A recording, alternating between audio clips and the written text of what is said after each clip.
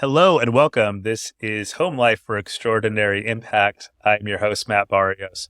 I'm a husband, dad, researcher, and writer and coach, and I am on this podcast and through my company, Home Life Design Lab, searching for people's special insights, unique insights about people's homes by interviewing people all around the world, experts, everyday folks, collecting what do they do, how do they live in their homes that helps set them up for personal growth, relational connection, and making their greatest impact in the world.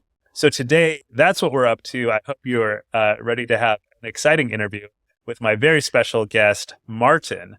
And Martin is a coach, and he is known as the architect of the Warrior's Life Code. And boy, oh boy, there's so much I want to unpack, even in that phrase, Martin. So thank you so much for being on.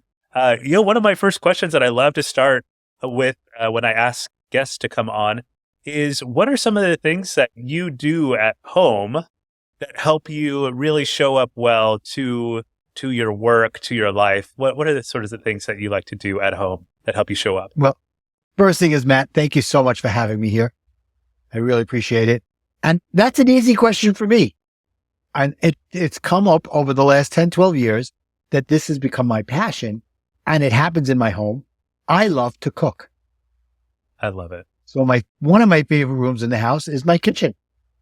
That is so good. And if you had you're hosting a dinner party, let's say, and you're pulling out your show-stopping recipe, the thing that you're like, okay, I can't wait to knock people's socks off with this meal, what are you going to make for them?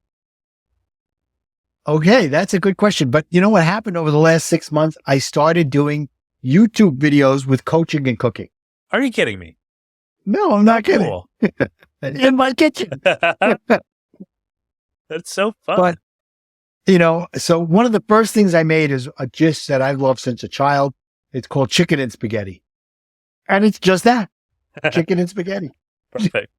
That sounds delicious. So, whenever I'm out in New York, where you are, I might pop over for some chicken and spaghetti if you'd be so great. You better. You better. Awesome. And when I have you to our place in San Francisco, I'll make you a delicious pot roast. So, fantastic. Great. So I already mentioned it. I know that you're based in New York, but I know people tend to find a sense of home in places, many places around the world, maybe because they live there, maybe because they visit. So what are the places that you have felt felt like our home? So for me, I've always most of my life, I lived in Brooklyn, New York. For about 20 years, I lived down by the Jersey Shore, which was also an extension of where I live here in Brooklyn.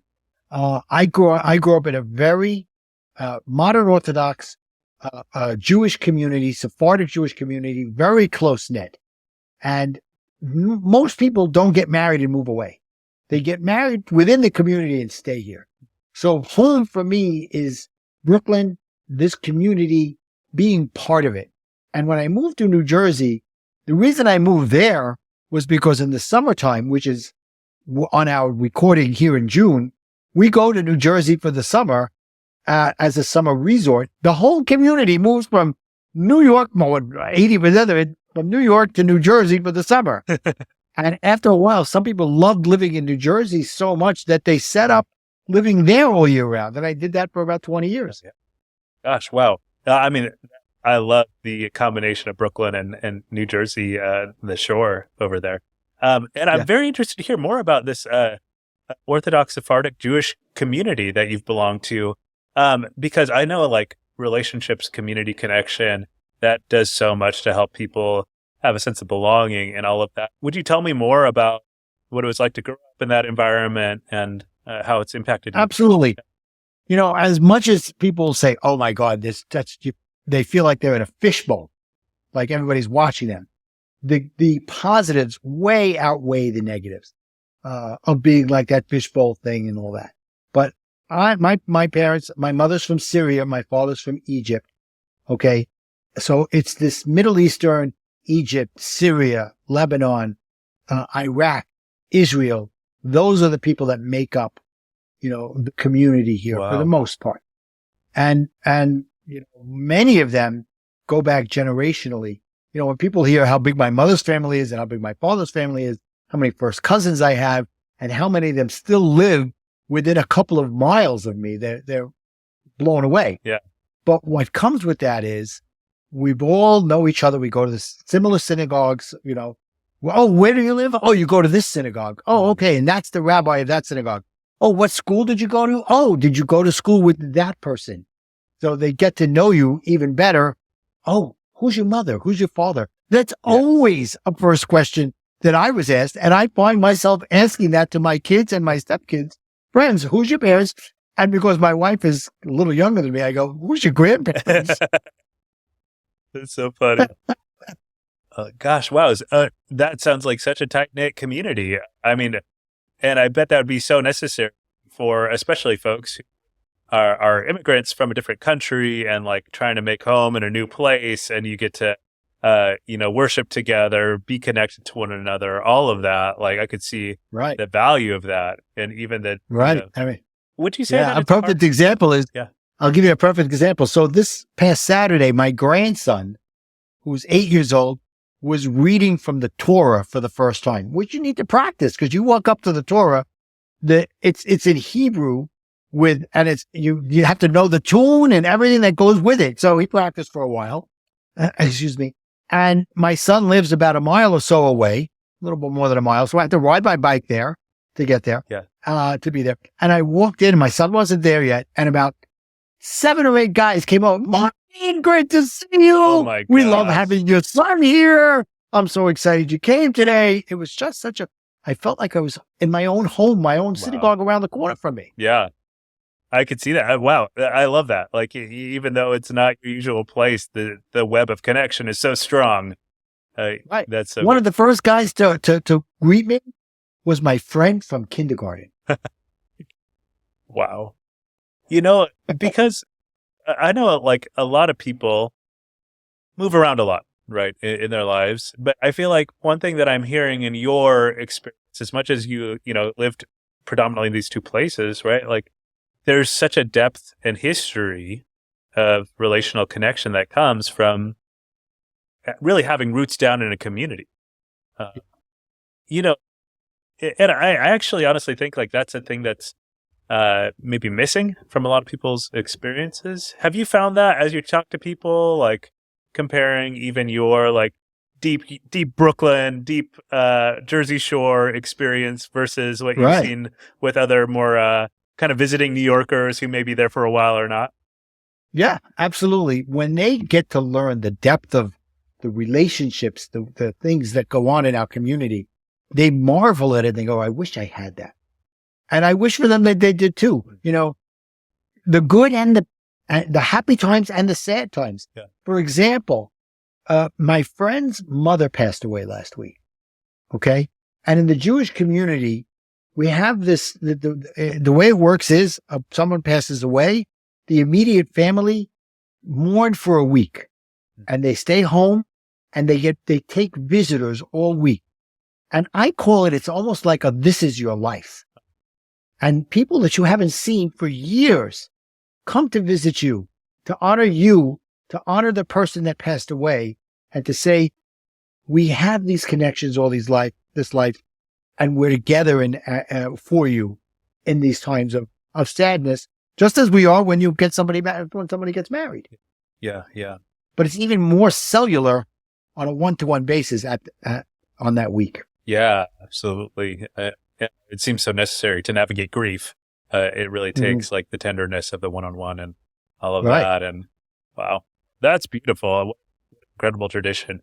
And it's interesting that does like come out of the home to bring back to my, research interests in all of this, right? Like, the role of these kinds of communal rituals of grieving around death that are so part of your heritage, your community, that, what do you think like the role of the home is in something like that?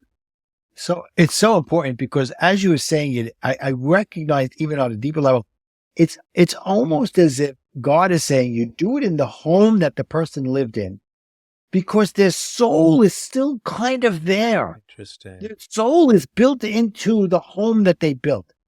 And what they have there is woven into the fabric of the couch, of the house, of everything that goes on. So you're honoring that person, and God is saying that soul is there in spirit, watching and appreciating the love that's coming as a result of what happened. It's so beautiful. And it makes a lot of sense to me, because I know even our apartment where we've lived for 2 years, right? It hasn't been a long time, but these walls carry stories, it almost feels, like there's a sense of, from the pictures on the wall to like why we chose to buy that rocking chair when the baby arrived versus another rocking chair. Like, it's just like all of these little moments that add up, that, there's a collection of stories in every object, every space. And, when you now are in that person's space and they are no longer there, right? Mm-hmm. Like, to go. You feel their energy at many of the places. When you look around, you see the house, you see the home, and there's a difference between a house and a home. People could live in a house, but if they're not comfortable there, it's not their home. Yeah. And when you look around these homes and you see the pictures on the walls of the history of these families, you get to appreciate them even more. And then you hear stories. People will walk in and say, you might not have known this about your father, but he used to donate money to this thing and that thing anonymously. Yeah. Like, really? Somebody told me a story about my dad. My dad's gone for over 20 years. He said, my father was one of his best friends back in Egypt. And my father came when he was young, in his 20s. Okay. And this was now 20 years later. He was in his mid-40s, and his friend came to America and was struggling. His wife wasn't well. His children weren't well. And my father said to him, let's go out for lunch. And they went for lunch. And my father said to him, Eli, there's a suitcase there's a briefcase under the table. I'm going to the bathroom. Take whatever you want. And he opened it up, and there was money in there. Wow. I get emotional when I think about it. Yeah. So this man calls me up during the week. He goes, I'm sorry I can't be there. We have eulogies, not just at the funeral. We do another one during the week. He says, you must tell the story about your father being there for me at my low point. And that guy went on to become a billionaire. Wow. When I think about that, it is such a clear picture of how much we need each other and how much we need people who believe in us, even at our lowest moments, and when things aren't working and we have nothing to give in return, right? Like, that's pretty. And my father understood, the humility factor. Instead of saying, how much do you need? Just take it, and making that person feel uncomfortable.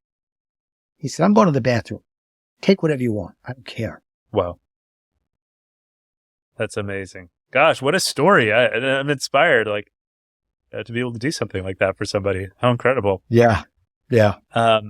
Gosh, we've covered some interesting topics already in this interview, and it has to do even like community and out of immigrants' experience and religion and spirituality and the soul of the home and all of that, and generosity.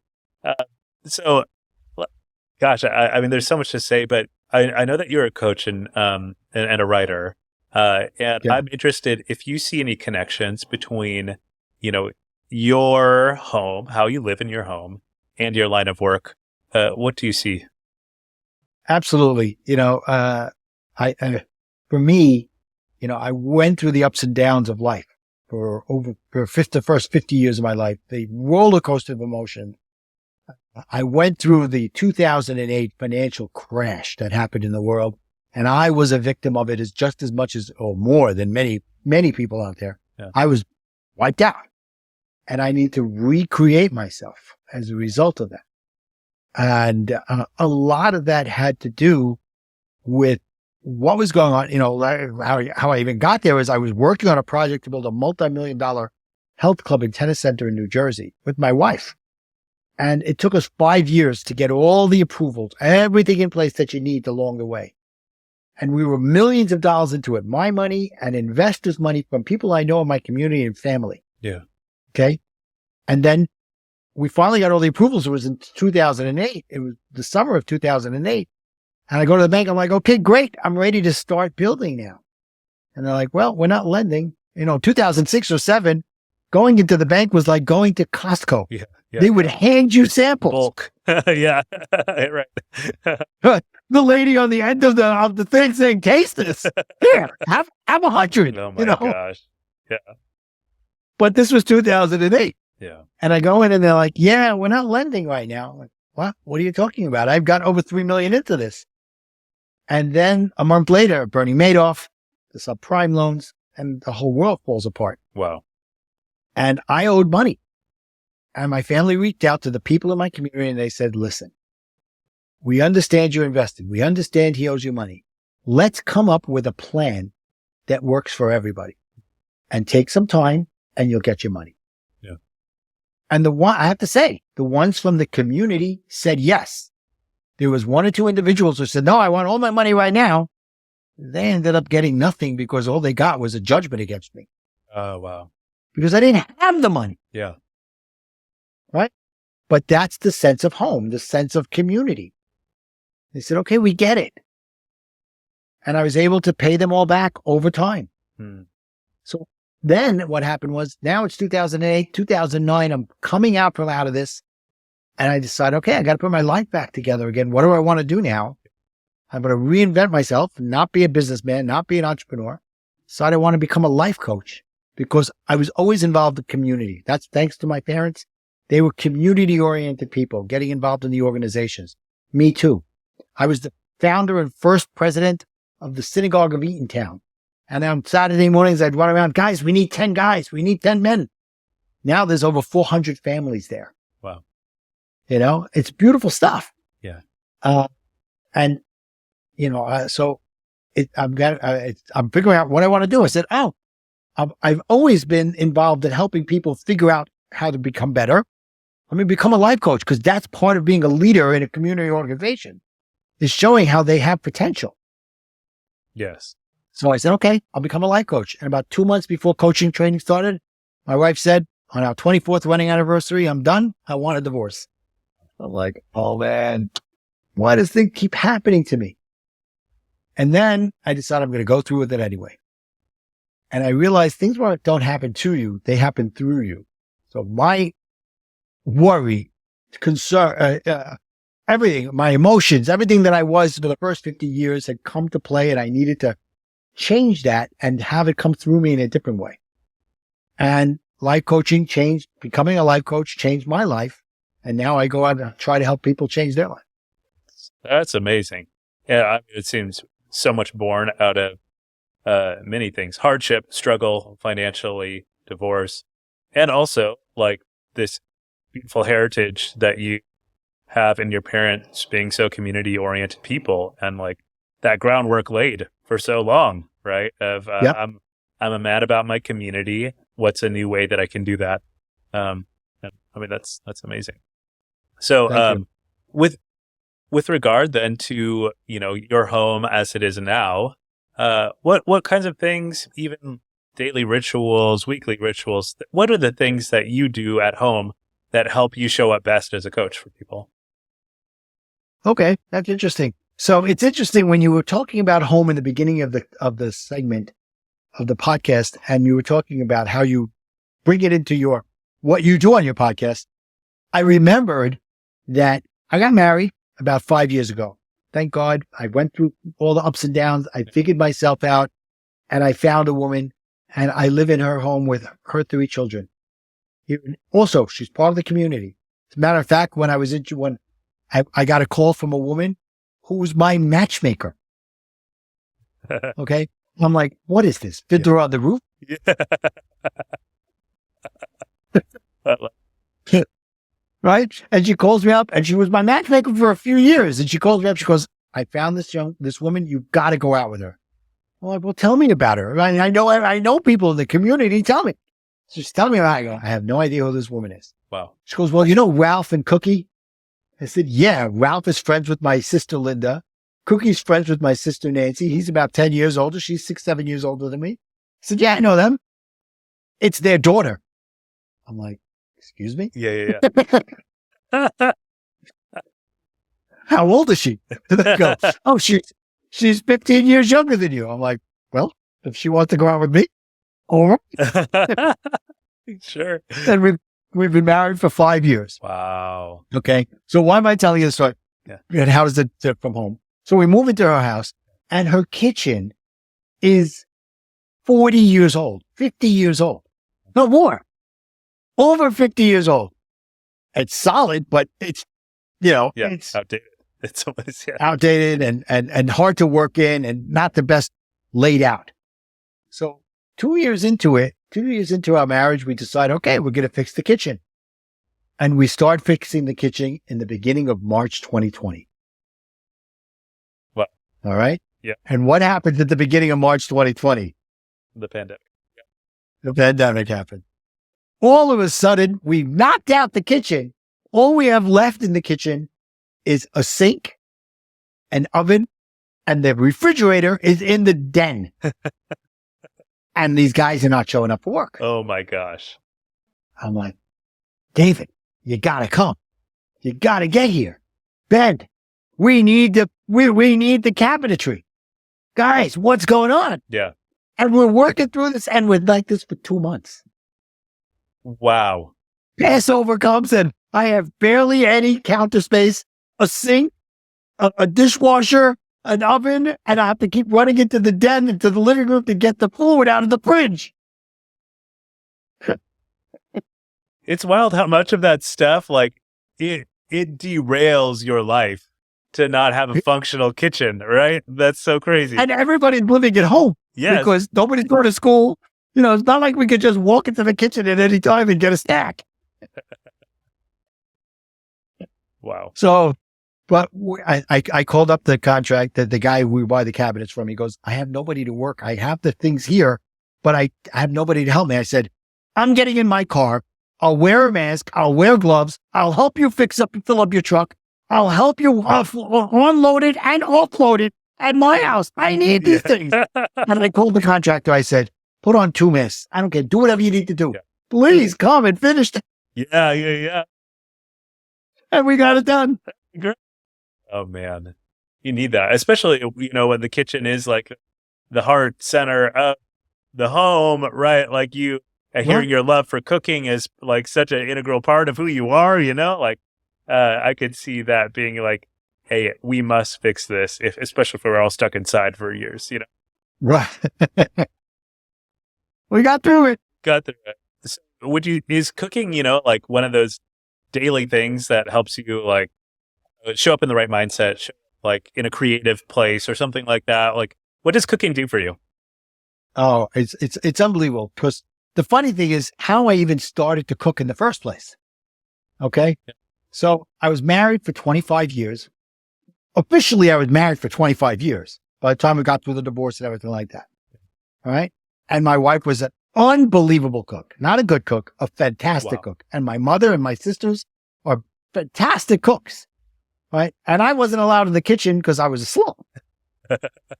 Yeah. I knew how to make eggs. I knew how to make pasta and stuff like that. But, I'd leave it like a hurricane. It just came through. But here I am. I'm married. I'm divorced. I moved back to New York to be near my sisters who live in New York in the wintertime. Okay. And my mother, so that they could be my support while I'm going through this divorce. And my children are living in New Jersey with their mother, but they're coming to me every other weekend for visiting dad, be with dad. And every Friday night, which is a big night in the Jewish home, we would go to my mother or to my sisters for Friday night dinner.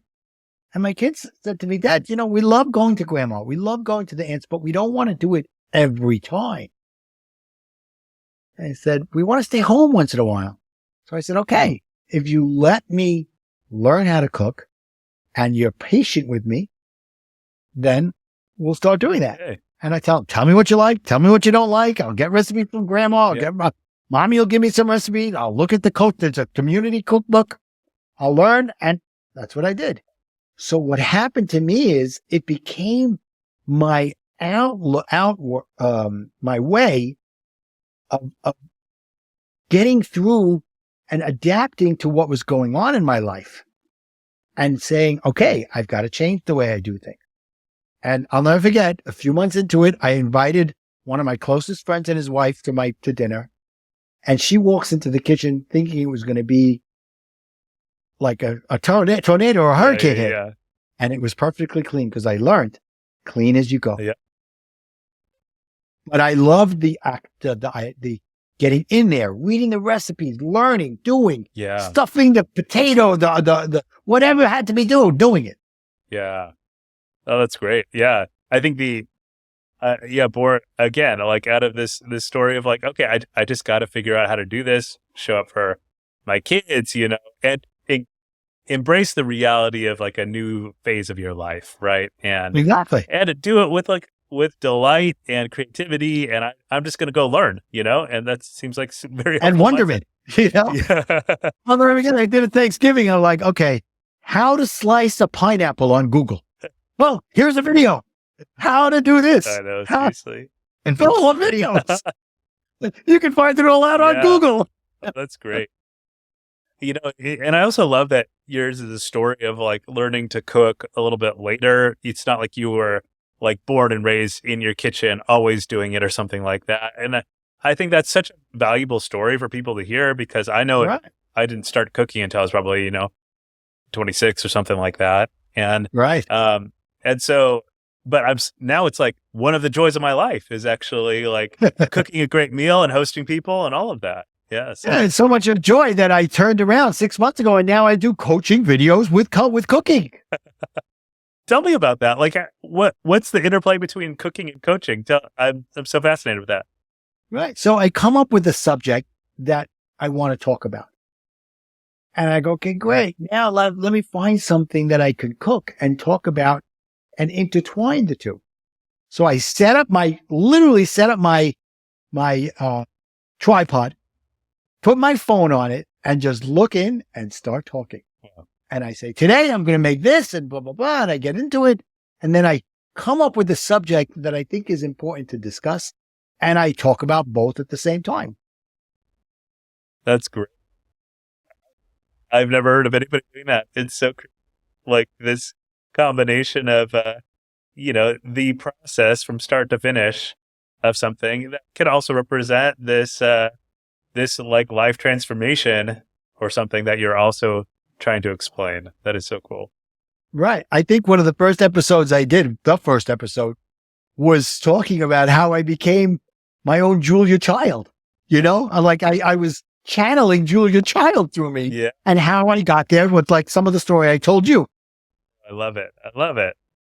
And just kind of like making that option available for everybody. Then you could be your own Julia Child too. Yeah, exactly. I love it. Great. So this has been a fun conversation already. Now I want to ask just maybe like one final set of questions, which has to do with your your kind of like possessions, the things that you keep in your home.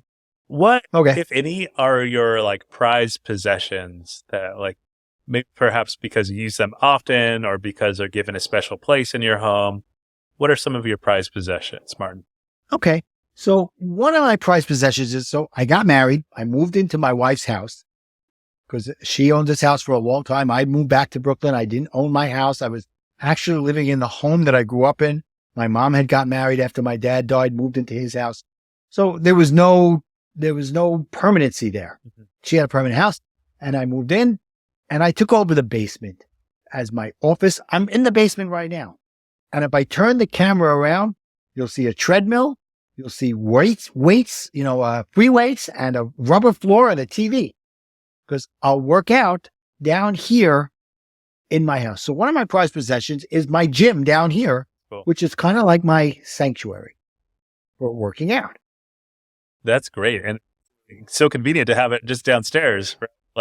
Right. And this is the combination of where like a lot of your, your personal life, like your kind of solo life, might work out. I might watch TV, might, get work done at this desk. Life Right. happens. Exactly. Exactly. But then I also have a couple of other things that are important, that mean something to me. Yeah. So one of the things we have is a holiday called Purim, a Jewish holiday, which is based on, for those who don't know or never heard of, the book of Esther. Okay. And Esther was this woman over 1,000 years ago. No, over 2,000 years ago. Okay. And, she was living with her uncle. His name is Mordecai, in Persia, in what's, was now, Persia. And, there started to be a bit of anti-Semitism going on. And there's this man who, because Mordecai wouldn't bow down to him, wanted to destroy all the Jews. Wow. And this woman, Esther, the uncle saw what was going on before that. And the king had decided he didn't like his wife. He wanted a new wife. And he went about going out and having a contest to see who would become his new wife. He convinced his niece to do it. She became the wife. She became Queen Esther. Okay. And when this man decided to destroy the nation, called Purim, because Hebrew is the word for a lottery, he pulled the lottery to see what day they would die. Whoa. What date the rest of the people could go and kill the Jews. And so this happens, and now he tells his niece, you've got to go and save the world. You've got to save the Jews. Wow. She's like, I can't do it. He goes, well, if you don't do it, somebody's going to do it. And you're in the place to do it. So she fasts for 3 days. She finally tells the king, I want to have a banquet with you and with this other man. And they come for dinner, and she doesn't say anything that first night. Comes back again, says, I want to have another dinner with you. And her going to see the king without being invited, she could have her head cut off. He goes, she says, what do you want? I'll give you half my kingdom. He goes, I only want you to save my people. There's a man who wants to kill my people. Who is it? It's him. And the story goes, and she saves him. Wow. So on the holiday of Purim, we read this story, and it's called the Megillah Esther. So I have a scroll of that story that I had created. I had an artist create for me with Wow. pictures going through it with the Hebrew writing of the story. Wow. So that's one of my possessions that I love. That's, I mean, for one thing, an amazing story, and also amazing that you represented it, got an artist to capture it for you. Right. What does that story represent to you? Why do you think it connects so much with you? I think it connects with me because, unfortunately, we may get a little political here, and I'm sorry if I do, but the Jews have always been persecuted. Always. We could go back through thousands of years of persecution, the Crusades, the pogroms in Russia, the Holocaust, and many other times. And they've always seemed to be the only nation that's still around. Okay. Even today, you cannot find any other nation that could go back 5,000 years. The Babylonian, the Romans, all of them are gone. The Jews are still there. And being a Jew, and if you've never met somebody who's also a Jew, you already have a connection because you're both Jewish.